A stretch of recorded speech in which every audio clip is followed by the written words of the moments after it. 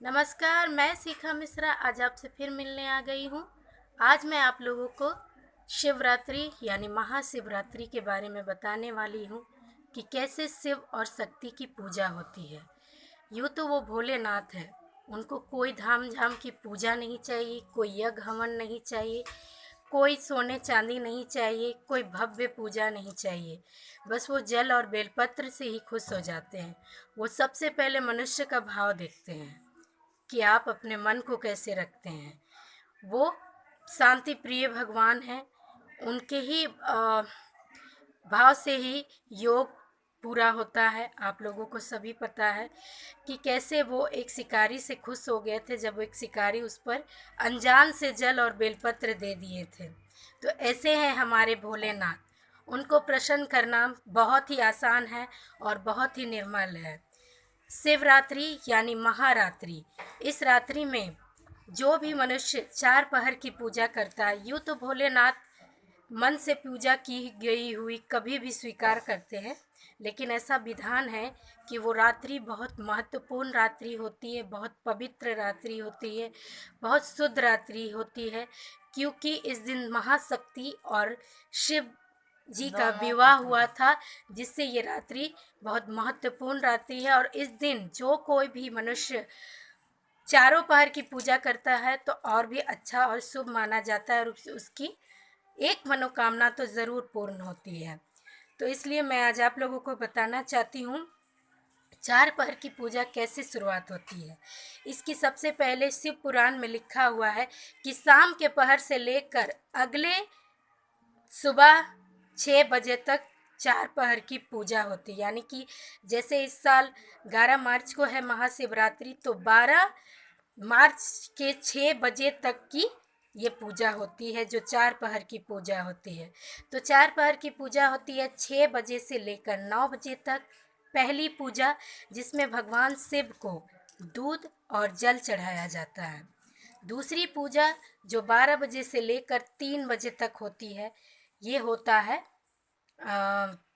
दूसरी पूजा, जिसमें भगवान शिव को जल और दही से उनका अभिषेक किया जाता है, शिव पुराण पढ़ा जाता है, शिव मंत्र पढ़ कर पढ़ा जाता है। और कहा जाता है 3 बजे की हुई पूजा आ, यानी कि इस पूजा को करने से भगवान को ये डायरेक्ट उन तक पहुंचता है, ऐसा कहा जाता है, क्योंकि ये बहुत अमृत बेला होती है और ये पूजा बहुत ही महत्वपूर्ण मानी जाती है। वैसी ही एक पूजा होती है आपकी 3 बजे से लेकर 6 बजे तक।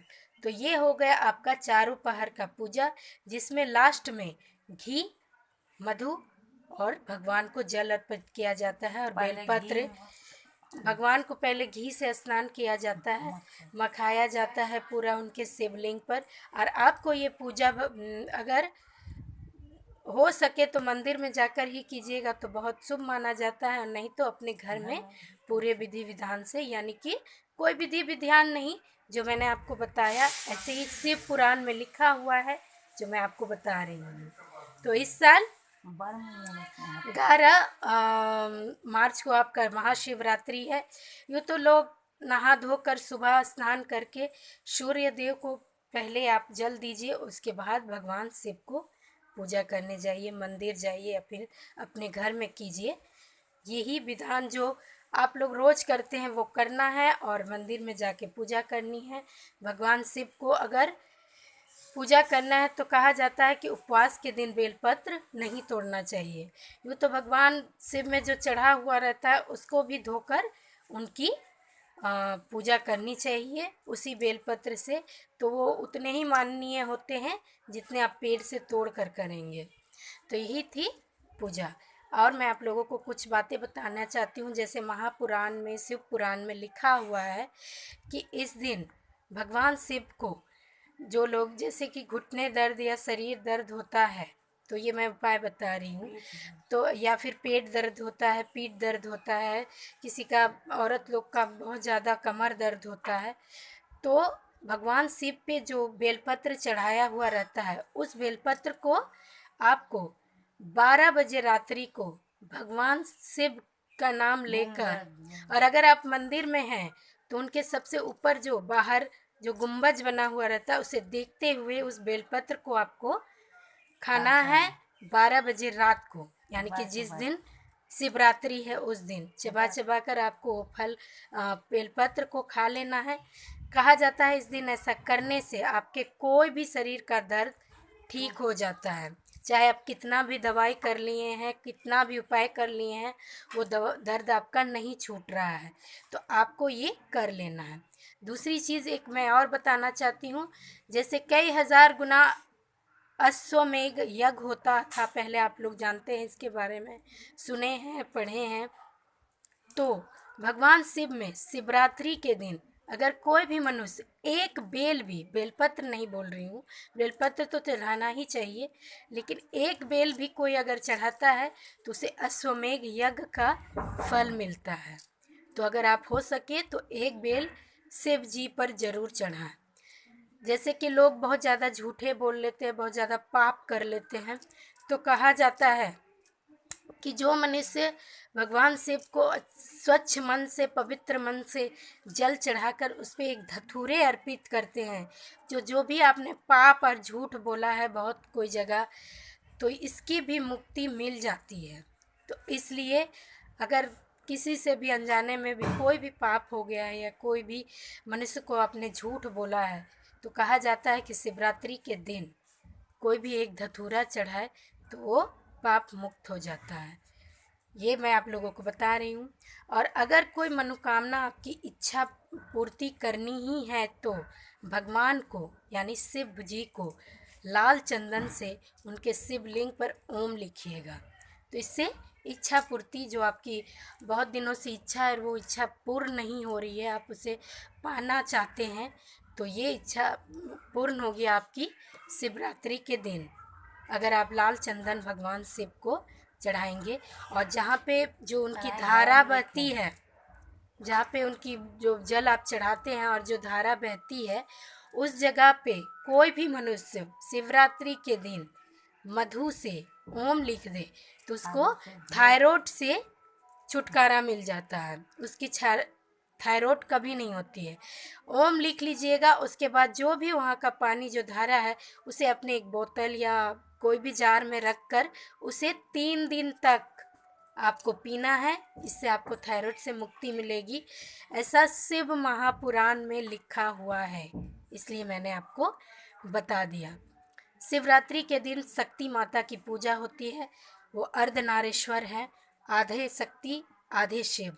तो माता से पार्वती की पूजा हर सुहागन स्त्री, हर कुंवारी लड़की को करना चाहिए और उन पे सुहागन की सारी चीज़ें उनको भेंट करते हैं।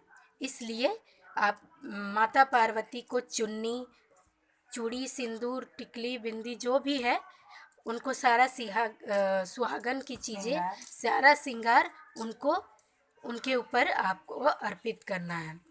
जो धारा बहती है उसको अशोक सुंदरी बोलते हैं, तो आपको वहाँ पे जब भी आप ओम लिखें तो अशोक सुंदरी बोलकर ही लिखें, क्योंकि ऐसा शिव पुराण में लिखा हुआ है।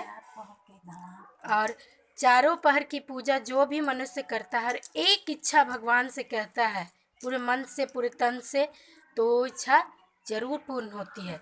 तो आपको पूरे मन तन से चारों पहर की पूजा करनी है, कि मतलब ये नहीं करना है कि मैंने उपवास कर लिया और ये कर लिया, और ये मैंने बता दिया शाम 6 बजे से 9 बजे तक, 9 से 12, 12 बजे से लेकर 3 बजे तक, और 3 बजे से लेकर 6 बजे तक आपको ब्रह्म मुहूर्त की पूजा करनी है। और उनकी ये पूजा बहुत सफल होती है, जो मैंने आपको बता दिया। तो यही है शिव शक्ति की पूजा। महाशिवरात्रि में अगर कहा जाता है कि पूरी रात अगर आप जागरण करें तो और भी उससे शक्ति मिलती है। जैसे कि पुराने ज़माने में भी लोग कहते थे कि कोई सिद्धि पाने के लिए ये रात्रि को जागरण करते ही हैं, जिससे हमें पूरे ब्रह्मांड में उस दिन बहुत ऊर्जावान होती है, बहुत शक्ति होती है, क्योंकि माता शक्ति और भगवान शिव का उस दिन विवाह हुआ था, जिससे ये पूरा वातावरण पूरा ऊर्जामय भर जाता है, जिससे आपको अगर रात्रि जाग कर ये ऊर्जा लें तो ज़्यादा अच्छा है। ऐसा शिव महापुराण में लिखा हुआ है कि इस रात्रि को जो भी विधि विधान से अच्छे से पूजा करता है, भगवान भोलेनाथ उसके सारे कष्ट दूर कर देते हैं और आपकी सारी मनोकामना पूर्ण हो जाती है। तो ठीक है, यही थी मेरी कुछ जानकारियाँ जो मैंने आप लोगों को बता दिया। और एक चीज़ मैं ज़रूर कहूँगी कि गणपति भगवान की पहले पूजा कर लीजिएगा, उसके बाद माता शक्ति और शिव की पूजा कीजिएगा। तो ठीक है, यही थी मेरी कुछ जानकारियाँ जो मैंने आपको बता दिए। अगले दिन मैं आप लोगों को कुछ कुछ जानकारियाँ देती रहूँगी। तब तक के लिए शिखा मिश्रा को इजाज़त दीजिए। प्रणाम।